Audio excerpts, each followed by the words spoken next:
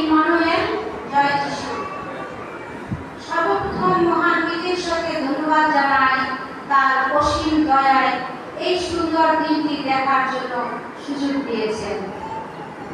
এই সময় আমি আপনাদের প্রত্যেককে পবিত্র পূর্ণ শুক্রবারের আন্তরিক প্রীতি ও শুভেচ্ছা জানাচ্ছি। আজকে আমাদের খ্রিস্টীয় জীবনে একটি বিশেষ দিন, যা বাংলাদেশ সহ সারা বিশ্বে আজ পালিত হচ্ছে।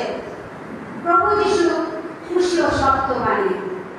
আর এই সত্যবাণীর প্রথম বাণী আমরা এখন শুনব, যা লেখা আছে লূকা লিখিত সুসমাচার তার 23 অধ্যায় 34 পদে। তখন যিশু কহিলেন, পিতা, ইহাদিগকে ক্ষমা করো, কেননা ইহারা কি করিতেছে তাহা জানে না। আর এই উক্তিটি থেকে আমরা দেখতে পাচ্ছি যিশু ক্রুশবিদ্ধ হওয়ার সময় তার শেষ কথাগুলির মধ্যে প্রথম বাণী। আর এই বাণী থেকে আমরা দেখতে পাচ্ছি ঈশ্বরের ক্ষমার বিষয়। আর এই ক্ষমা ছোট্ট একটি শব্দ, কিন্তু এর বিশালতা অনেক।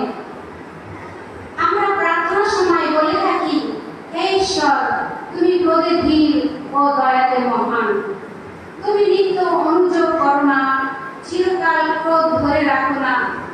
পশ্চিম দিক হইতে পূর্ব দিক যেমন দূরবর্তী, তেমনি তুমি আমাদের পাপ সকল, অপরাধ সকল দূরবর্তী করিয়াছ। কারণ তুমি ক্ষমার ঈশ্বর, তুমি ক্ষমা না করিলে আমরা এক মুহূর্ত এই পৃথিবীতে বেঁচে থাকতে পারতাম না। তাই তোমাকে অনেক ধন্যবাদ।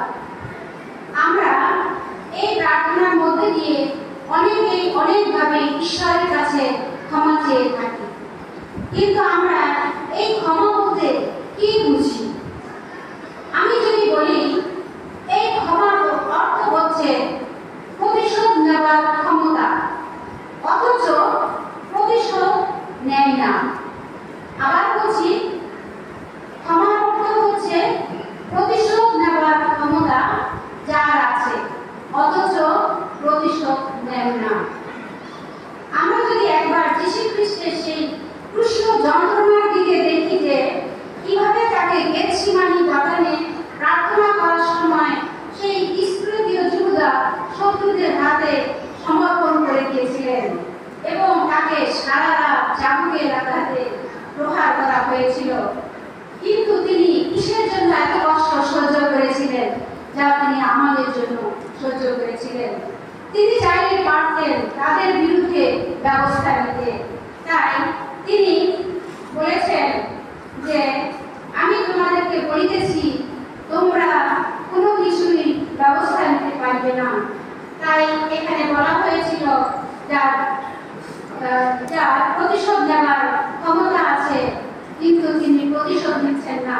তাই আমরা দেখতে পাচ্ছি যীশু খ্রিস্টই একা প্রতিশোধ নেওয়ার ক্ষমতা রাখেন। এবং যিশু তিনি আমাদের শিক্ষা দিয়েছিলেন যে আমরা জানি, যার কাছে অন্যায় করে থাকি, ক্ষমা করে থাকতে ক্রোধ থাকে, আমরা জানি আগে থেকে ক্ষমা চেয়ে নেই। এমনকি যিশু যখন বিনা কারণে, বিনা দোষে প্রভুকে ক্রুশে দেওয়া হয়েছিল, তখনও তিনি পৃথিবীর সকল মানুষের জন্য ক্ষমার বাণী উচ্চারণ করেছিলেন। প্রভু যীশু খ্রিস্ট কখনই প্রতিশোধ নেওয়ার কথা চিন্তা করেন নাই, কারণ প্রতিশোধের মধ্যে কোনো মহত্ব নাই। আছে শুধু ঘৃণা, বিদ্বেষ, কিন্তু ক্ষমার মধ্যে আছে প্রেম, আনন্দ, ভালোবাসা, শান্তি। আর এই জন্য যিশু ক্রুশ থেকে ক্ষমার বাণী উচ্চারণ করেছেন, পিতা, ইহাদিগকে ক্ষমা করো, কারণ ইহারা কি করিতেছে তাহা জানে না।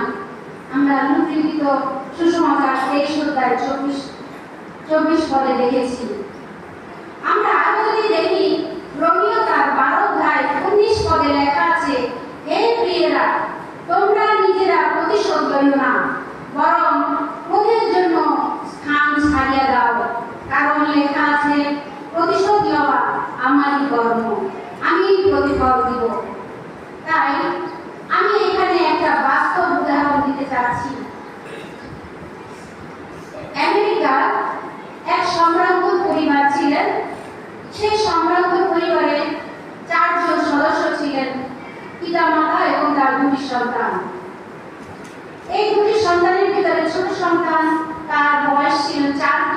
বছর।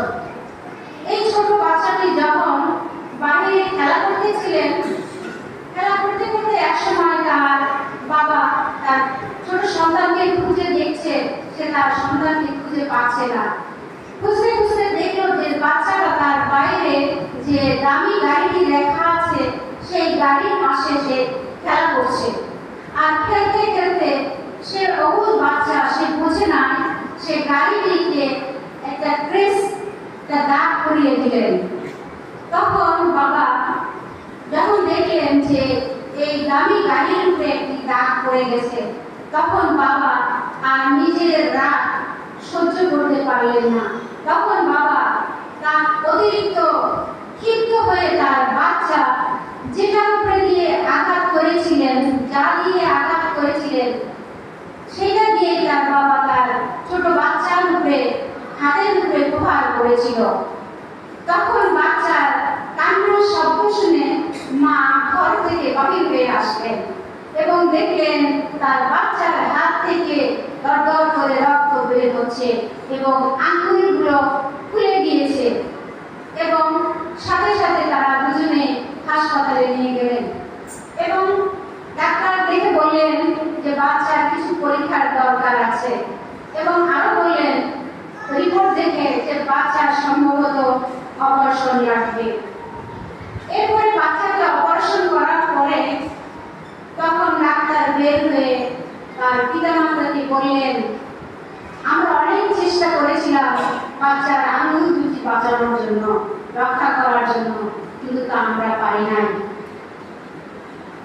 ডাক্তার সাহেবের এই কথা শোনার পরে তখন তার বাবা অঝরে কান্না করল এবং চিন্তা করল যে আমার তো প্রচুর টাকা আছে, আমি টাকা থাকলে এরকম অনেক গাড়ি কিনতে পারি, কিন্তু আমি তো আর আমার এই বাচ্চার আঙুল দুটি ফিরে রাখতে পারবো না।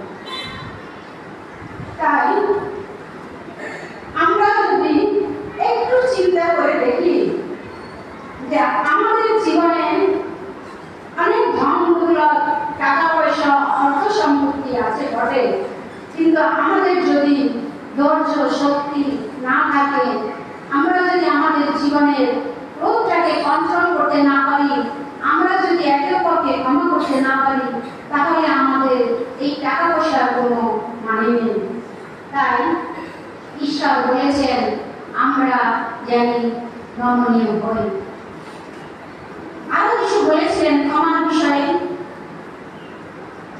শিক্ষা দিয়েছিলেন। যিশুকে প্রশ্ন করেছিলেন, প্রভু আমার ভাই যদি আমার বিরুদ্ধে অন্যায় করে তখন তাকে আমি কতবার ক্ষমা করিব? কি 7 বার পর্যন্ত? তখন যিশু বললেন 7 বার পর্যন্ত নয়, কিন্তু 70 গুণ 7 বার পর্যন্ত। মধ্যে লিখিত সুসমাচার তার 18 অধ্যায় 21-22 পদে আমরা দেখতে পাই। আমি সর্বশেষ আর একটি উদাহরণ দিতে চাচ্ছি। আমাদের এই গান বইয়ের ভিতরে কৃষ্ণ সঙ্গীতের এক ভক্ত লিখেছেন এই প্রেম কলসি কলসি ভালো তবু না ফিরায়, যে প্রেম পেয়েছি সেই মরেছে কিছুই নাহি চায়। ঈশ্বর প্রভু যীশু খ্রিস্ট আমরা দেখতে পাচ্ছি তিনি এই কথা বলেছেন যে এই প্রেম কলসি কলসি ভালো তবু না ফুরায়। কিন্তু এই প্রেম কথা তিনি কেন বলেছেন? আমরা এতক্ষণ শুনেছি আমাদের ভিতরে যদি ক্ষমা না থাকে তাহলে আমাদের এই প্রেমের কোনো মাহাত্ম্য নাই।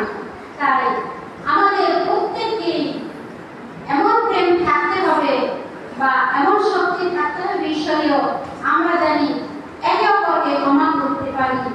যার প্রেরিতে ঈশ্বর বলেছেন যে এ প্রেম কলসি কলসি ভালো তবু না ফুরায়।